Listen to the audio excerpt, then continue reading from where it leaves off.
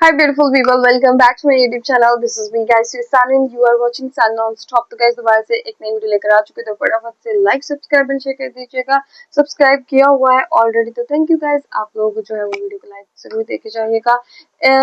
Inside Indian navy INS Vikram Aditya, ठीक है। तो टेक बर्नर के चाहों की ये वीडियो देखते हैं कि इंडियन नेवी के बारे में जो है वो इनसाइड किस्म की जो है वो क्या उसे कहते हैं, कोई हिडन किस्म की इंफॉर्मेशन लेकर आए हैं। तो क्या से वीडियो के अंदर चल के देखते हैं। क्या मेरे दोस्तों आप लोगों को पता है इंडियन नेवी के पास में खुद का आयरन मैन सूट है जो उड़ भी सकता है। हाँ। इंडियन नेवी के पास में कुछ ऐसे ड्रोन है जो पानी के अंदर चल सकते हैं। खुद का इंटरनेट भी है जो कभी बंद नहीं होता है। AI से अटैक भी कर सकती है। इंडियन नेवी के पास ऐसी गन है जो बिजली से भी गोली मार सकती है। और आप लोगों को शायद ना बताओ बट जल्द ही भाई इंडिया बैटरी से चलने वाले सबमरीन्स भी लॉन्च करने वाला है। जिस हिसाब से मेरे दोस्तों टेंशन अभी चल रहा है, मिडिल ईस्ट में चल रहा है, अफगानिस्तान पाकिस्तान रीजन में भी भाई काफी सारे इश्यूज चल रहे हैं। हमारे प्राइम मिनिस्टर मोदी जी ने भी सेम चीज बताई है कि भाई ये वॉर अभी बहुत ज्यादा लंबी चलने वाली है एंड हम सबको प्रिपेयर रहना पड़ेगा। पश्चिमी एशिया की हालत चिंताजनक है।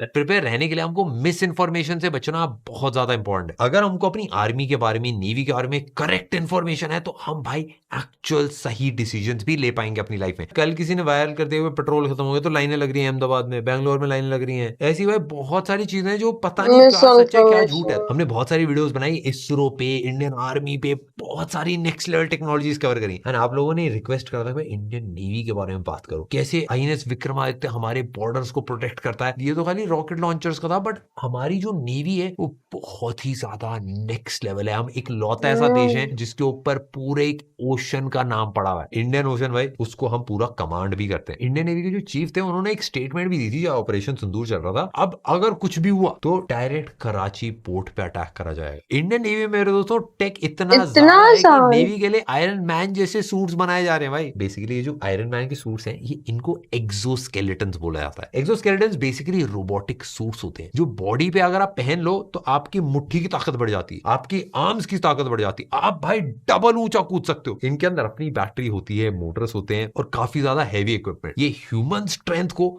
बहुत ज्यादा गुना बढ़ा देते हैं। हेलमेट्स होते हैं, स्मार्ट गियर्स होते हैं, ये सारी चीजें बनाई जा रही हैं। जैसे बहुत बेसिक चीजें 50 से 100 किलो के वेपन्स के बॉक्सेस हैं, वेपन्स हैं, 5-6 रॉकेट लॉन्चर, ये सारी चीजें एक बंदा आराम से उठा सकता है। इसमें फुल बॉडी का भी ऑप्शन होता है और लोअर बॉडी के भी ऑप्शन आपको मिलते हैं। इसका फायदा ये होता है जितने भी सोल्जर्स हैं उनको बैक पेन या फिर कोई चोट ये सारी चीजें नहीं लगती, क्योंकि बहुत ज्यादा लंबे लंबे घंटों तक काम करना पड़ता है। चाहे वो शिप हो, इंजन रूम हो, एमो हैंडलिंग हो, डैमेज कंट्रोल हो, ये सूट्स भाई नॉर्मल ह्यूमन को सुपर ह्यूमन में कन्वर्ट कर देते हैं। तो इस टाइप की चीजें भाई DRDO और डेवलप कर रही हैं। पहले भाई आर्मी में इसके टेस्ट हुए थे, अब नेवी में इन सारी चीजों का ट्रायल चल रहा है। इसके साथ ही भाई स्मार्ट हेलमेट्स भी बनाए जा रहे हैं। इन हेलमेट्स के अंदर मेरे दोस्तों AI कैमरास होते हैं, सेंसर्स होते हैं, GPS होता है, नाइट विजन होता है, HUDs हर्ड डिस्प्ले, जो भाई आयरन मैन के एक्चुअल मूवी में आपने देखा था वो सेम चीजें इसके अंदर भी लगाई होती हैं। और वायरलेस कम्युनिकेशन से टीम से आप बात भी कर सकते हो। इसका फायदा ये है कि अंधेरे में भी आपको एकदम क्लियर विजन मिलता है। इसी से भाई हमारे सोल्जर्स एकदम स्ट्रांग रहते हैं और उनकी भाई जान भी बच सकती है इमरजेंसी सिचुएशंस में। जैसे अगर गैस लीक हो गई, फायर हो गया, रेडिएशन हो गई तो उसको तुरंत डिटेक्ट करता है एंड अलर्ट्स भेज देता है।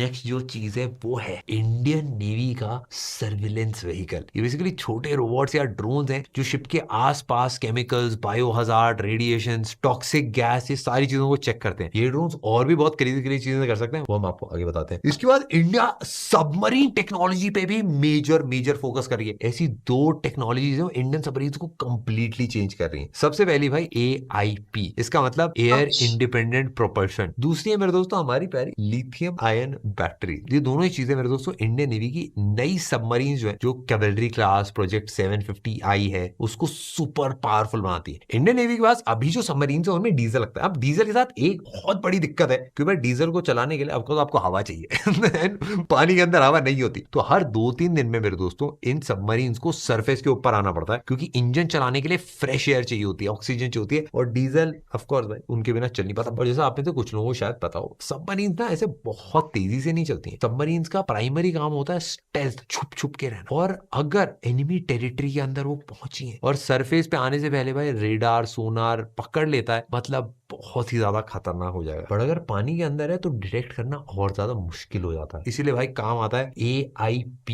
ये हाइड्रोजन प्लस ऑक्सीजन दोनों को मिला के इलेक्ट्रिसिटी बनाता है। बेसिकली भाई पानी से बिजली बन रही है, लिक्विड ऑक्सीजन स्टोर करके डीजल के साथ मिक्स करके रखता है। कोई एग्जॉस्ट पाइप की जरूरत ही नहीं है भाई। इससे होता ही है कि सबमरीन 2 से 3 वीक तक कंटिन्यूअसली सबमर्ज रह सकती है और एनिमी को कोई आइडिया नहीं लगता भाई सबमरीन है अंदर की तरफ। लिथियम आयरन बैटरीज भी हैं भाई, वो भी भाई काफी ज्यादा तकड़ी हो रही है। सबसे पहली जो वर्ल्ड की लिथियम आयरन सबमरीन थी वो जापान ने बनाई थी। इंडिया प्रोजेक्ट 75I के अंदर ऐसी 6 सबमरीन जापान से खरीद रहा है एंड ये भाई 3 गुना ज्यादा एनर्जी स्टोर कर सकती है सेम वेट में। रिचार्ज स्पीड भी जो है वो भी बहुत ज्यादा फास्ट है, 4 से 6 घंटे के अंदर फुल बैटरी। इमरजेंसी सबमरीन को 25 नॉट्स तक की स्पीड में ले जा सकता है। इससे ज्यादा एक क्रेजी और चीज है कि नेवी के पास अपना खुद का प्राइवेट इंटरनेट है। इसका वैसे नाम भी थोड़ा सा अलग है, इसको कहा जाता है NUD, नेवल यूनिफाइड डोमेन। इससे भाई इंडियन नेवी एक पूरी फैमिली बन गई। 140 plus warships, 19 submarines, 2 aircraft carriers और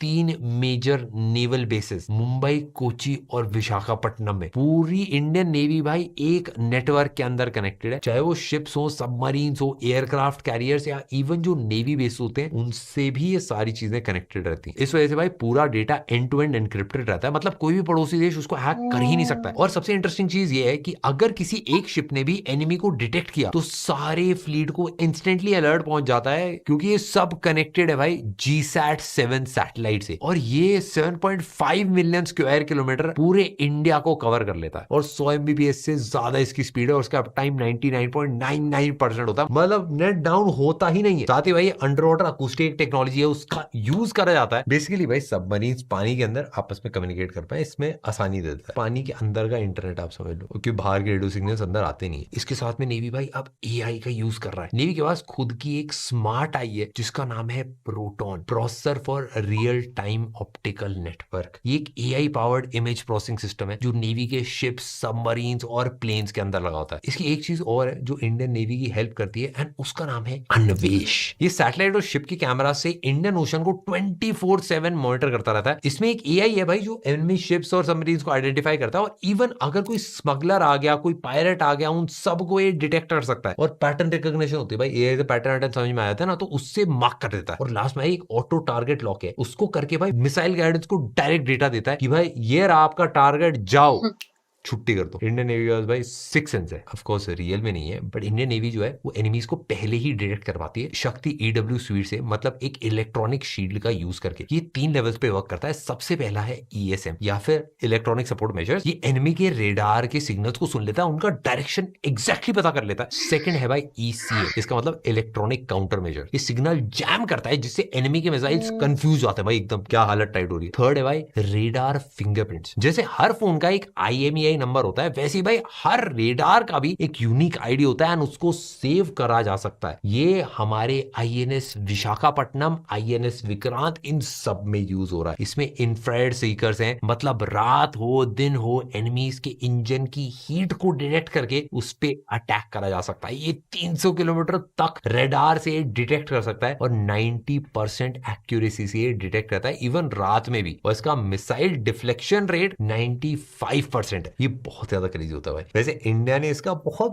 बेसिक वर्जन 1971 वाली वॉर के अंदर भी करा था। जैसे पाकिस्तान की एक सबमरीन थी, वो कम्युनिकेट करती थी अपने बेसिस से। इंडिया को भाई टाइम पता चल गया था किस टाइम पे भाई वो सिग्नल्स भेजे जा रहे हैं, तो इंडिया अपनी तरफ से भी सेम टाइम पे सिग्नल्स भेज के उन सिग्नल्स को ब्लॉक कर देता था। इंडियन नेवी के पास मेरे दोस्तों 2 टाइप के ड्रोन है, पहले हवा में उड़ने वाले और दूसरे पानी में तैरने वाले। सबसे पहले बात करते हुए हवा में उड़ने वाले ड्रोन की, हिरॉन TP और सर्चर MK2। ये दोनों इजरायली ड्रोन है और हिरॉन जो है वो बड़ा ड्रोन है जो 30 से 40 घंटे तक लगातार उड़ सकता है और 200 किलोमीटर प्लस की रेंज है इसकी। अपने रेडार और कैमरा से एनिमी शिप्स हो या स्पाई सबमरीन हो, इन सबको डिटेक्ट कर सकता है। सर्चर MK2 जो है वो कंपैरेटिवली छोटा है और जितने कोस्टल एरियाज होते हैं उनकी पेट्रोलिंग करता है और ये काफी जल्दी लॉन्च हो जाता है। नेक्स्ट है भाई अंडर वाटर रोबोट्स। ये भी DRDO के साथ मिलकर भाई डेवलप हो रहे हैं। सबसे पहला है HEAUV, इसका मतलब high endurance autonomous under water vehicle. ये भाई पूरा 6 टन का और पानी के नीचे 300 मीटर तक अंदर जा सकता है। सकता है, और वहीं पे 15 दिन तक ये लगातार चल सकता है, क्योंकि भाई ऑफ कोर्स बड़ी बड़ी बैटरी होती है। पानी के नीचे जाता है, अंदर माइन ढूंढ सकता है, उनको हटा देता है। इसके अंदर एक इलेक्ट्रिक मोटर है, मतलब जो रेयर होती है। वैसे इसकी जो नॉर्मल स्पीड है वो 3 नॉट्स के अराउंड तक ये नॉर्मली चलती है, बट आप स्पीड बढ़ा भी सकते हो। 15 दिन के लिए अगर स्पीड बढ़ानी है तो ये 8 नॉट्स तक भी जा सकती है, लेकिन फिर बस कुछ दिनों के लिए चल पाएगी। ऐसा सुनने में आ रहा है भाई कि फ्यूचर में इसको हाइड्रोजन फ्यूल सेल से भी चलाया जा सकता है। और फ्रंट में सोनार है, एक्सरे बैंड रेडार है, और सरफेस पे कोलिजन भाई ये सारी चीजें अवॉइड कर सकता है। अब इसके भाई कोचिन शिपयार्ड के अंदर ट्रायल्स और टेस्टिंग सारी चीजें चल रही हैं, और सब ठीक रहने पे ऐसे और भी बनाए जाएंगे। दूसरा है भाई XLUUV, ये अभी बन रहा है, ऑलमोस्ट भाई 100 टन का होगा और पूरी तरह से आर्म्ड भी होगा, और हो सकता है कि भाई आगे जाके ये 500 टन का भी बन जाए। जैसे एक सबमरीन अटैक करने की कैपेसिटी रखते है, ऐसे में भाई ये भी कर सकता है। मतलब ये टॉर्पीडोज और मिसाइल से अटैक कर सकता है और उनके सबमरीन्स को भी डुबा सकता है, एंड एनिमीज के सबमरीन्स के अटैक को भी ये डिफेंड कर सकता है। ये भी भाई एकदम ऑनेस्टली बताऊं, थोड़ा सा अर्ली स्टेज पे प्रोटोटाइप्स पे इन पे काम चल रहा है। ये जो ड्रोन्स हैं इंसान की जान बचा सकते हैं, 2400 घंटे भाई अंडर वाटर मिशन पे रह सकते हैं। चाइना, पाकिस्तान, इन सब के अगेंस्ट गेम चेंजर हो सकते हैं मेरे दोस्तों। भाई आपने सुना होगा अखियों से गोली मारे, बट इंडियन नेवी भाई लाइट से, रोशनी से गोली मारते हैं भाई। HEW, इसका मतलब हाई एनर्जी लेजर जो होते हैं, इसका मेन काम ये होता है कि टारगेट को गर्म करता है, नुकसान पहुंचाता है, बिना कोई भी प्रोजेक्टाइल, बिना कोई भाई बुलेट छोड़े, बिना कोई भी मेटल रॉकेट के। Energy directly electromagnetic laser beam के थ्रू पहुंचाई जाती है, एंड इससे ये नॉन किनेटिक या फिर डायरेक्ट एनर्जी वेपन बोला जाता है। ये missiles, rockets, artillery shells, motor और ड्रोन्स को हवा में डिटेक्ट करके डिस्ट्रॉय करने में यूज करा जाता है। और साथ साथ भाई छोटे छोटे सरफेस वेसल्स या फिर एयरक्राफ्ट के सेंसिटिव सेंसर्स हैं, उनको भी ये तोड़ सकता है। HEW जो है वो बहुत तेज फोकस वाली लेजर बीम्स बनाता है, जो लाइट की स्पीड से टारगेट तक पहुंचती हैं, उसकी सरफेस को गर्म करके मेल्ट या डैमेज कर देती हैं। इसकी वजह से रिएक्शन टाइम लगभग 0 हो जाता है और बीम बहुत ज्यादा छोटी और फोकस्ड होती है, इसलिए भाई टारगेटिंग बहुत ज्यादा प्रिसाइज रहती है। ये बाकी रॉकेट या मिसाइल से